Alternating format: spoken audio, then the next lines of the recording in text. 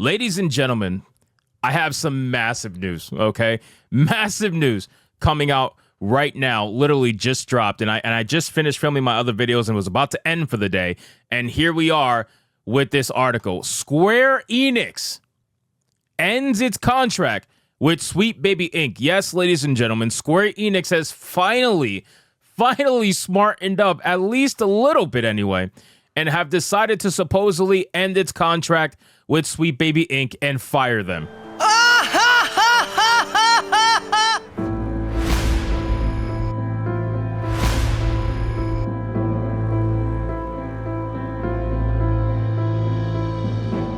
Now, this article is coming to us from Tech4Gamers. Now, I've never heard of this website, so I wanted to verify on Sweet Baby Inc.'s website, and I can't help but just laugh at this, because if you look here on their website, there are a couple of people down, right? This used to be completely filled, and Square Enix used to be on this website as well, but Square Enix has been removed from Sweet Baby Inc.'s website as a partner. That is absolutely huge information if this checks out to be true. So let's get into this article, guys, from Tech4Gamers. But of course, before we do, if you are new here, just consider hitting that subscribe button. I would greatly appreciate it, and like the video to push us out into that YouTube algorithm. And so it says, story highlight: Square Enix is no longer on the list of clients of the DEI firm Sweet Baby Inc. Recently, its legendary devs stated the game characters should be cool, not ugly. The company's approach towards character designs can be clearly seen from their last few games. Now, again, guys, we talk about this all the time, and I've said this so many times, right?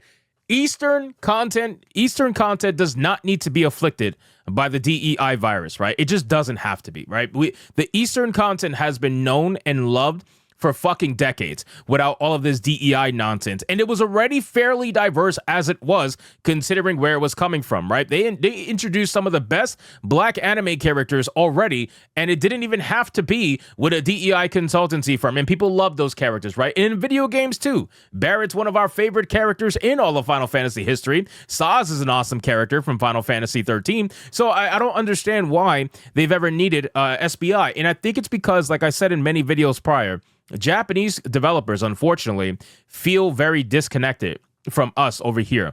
And I think what ended up happening is that they felt the need to use a consultancy group like that in order to get an understanding of what we wanted. But the problem is, the people they were listening to don't understand what we want because they don't want to give us what we want, right? They're ideological psychopaths. All they wanted to do was co-op Eastern content that they knew was way more popular, and they wanted to put their message in that too. That's all they wanted to do. Black Girl Gamers was the same exact way when it came to Forspoken. So I hope that Black Girl Gamers is not working with Square Enix anymore either. I hope that's the case too. But so it says Sweet Baby Inc. is a notorious company responsible for the forced inclusivity in the gaming industry. While many companies have partnered with the firm and ruined their video games, Square Enix has taken a great step and is no longer a client of SBI.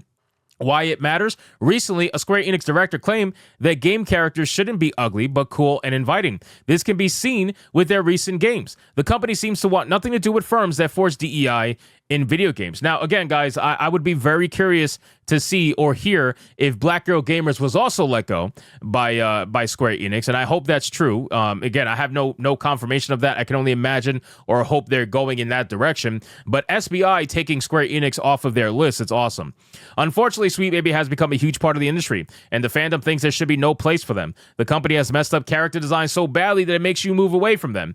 Some of the recent examples include turning Mr. Freeze into Mrs. Freeze for the Suicide Squad game. Assassin's Creed Shadows also seems to be influenced by the company, and the list goes on. In this outrageous time, it is refreshing for companies to take a step in a different direction and deliver to fans what they want. Black Myth Wukong developer Game Science refused to work with them, and look how successful their title is. Now, again, guys, I think that Square Enix, I think they finally woke up, and I don't know what made them wake up. I don't know if it's a combination of the amount of money they lost from Forspoken and Marvel's Avengers, or if it was the not so great success of Final Fantasy VII Rebirth and Final Fantasy 16. Regardless, or maybe it's all of it, right? Maybe it's all of it combined. But if Square Enix is truly waking the hell up and finally realizing that SBI is just not a good look, right? You don't want to work with SBI. People will boycott your games simply because you're working with SBI. I think this is a huge move in the right direction for Square Enix to return to form. It says, however, other companies are still integrating these elements within their games. For context, Bandai Namco stated that the audience wants more inclusivity and diversity in games, which is the polar opposite of what the actual fans want. Another example of a game ruined by DEI is Concord. The game had potential, but it became the biggest failure in the history of gaming thanks to the ugly character's generic theme and the $40 price tag. 100% true, man. Whoever wrote this, who is it? Abdullah Wasim? Good job. That was a good article. Straight into the point. So, again, guys, Square Enix is not here, and I'm on their website, so this is not like a fake screenshot or anything. I'm on the actual SBI website where you can see all their announced projects and everything like that, which, by the way, they're trying to slow down on who they announced that they're working with because they've gotten completely roasted. Anytime they put a game here on their website, that video game gets completely destroyed and has no chance at success whatsoever for the most part. And it's pretty obvious. They only put out the games that they're the most proud about, that they want to pretend like they helped, in AAA, because most of the games that they have here are pretty small, but they have Suicide Squad, which was a lot of money, God of War Ragnarok, and Alan Wake 2. Otherwise, I mean, the Crew Motorfest, I guess, but for the most part, all these games here are just indie. Oh, Spider-Man 2 too, I'm sorry. And all these other games here are pretty much small indie games. So they're always going to put the AAA games on for everyone to see because that's the ones that give them the most business probably. But they're still partnered with a lot of studios. Just because Square Enix is gone, it doesn't mean they're not gone from all these other studios. Square Enix might have became smart, but the Western developers, yeah, they're not going to become smart. You got Xbox, Electronic Arts, Valve is still here, Santa Monica Studio, True Love, 2K, Ubisoft. Ubisoft is never giving them up. Ubisoft is in bed with them because Sweet Baby Inc. was made partially from people who was at Ubisoft originally. So they're never going to give them up. Warner Bros. Games, which again, Warner Bros., if you guys still partner with SBI after losing $200 million on Suicide Squad, you might as well just pack up your bags and go back to just making movies at this point because Warner Brothers Games is going to get shut down. Finji, Polytron, Rocksteady, same thing as Warner Bros.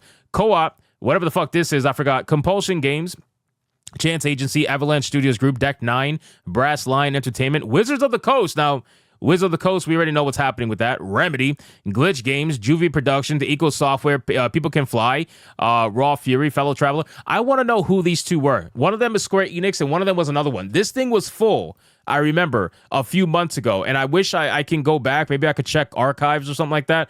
But this was full. Square Enix was on here. And there was something else that was on here too, but Square Enix is done, man. That's it. They fired SBI. They're over it. They're done.